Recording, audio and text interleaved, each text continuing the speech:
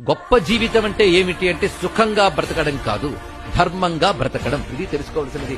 భారతం గాని రామాయణం గాని ప్రపంచానికి అందిస్తున్న గొప్ప సందేశం ఏంటంటే గొప్ప జీవితం అనగా సుఖజీవనం కాదు, ధర్మ జీవనము. ఇదే మార్కండేయుడి మాటలకు సార్. నిజానికి ఇక్కడేం కథేమీ లేదండి. మహర్షి యొక్క ఉపదేశం ఉంది.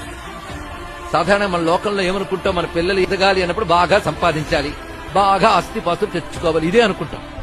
కానీ నిజమైన తల్లిదండ్రులైతే మా పిల్లవాడు ధర్మబుద్ధి కలిగి ఉండాలి అని కోరుకోవాలి. ఎందుకంటే ధర్మము ద్వారానే అర్థము కామము సంపాదించాలి, సంపాదించగలం.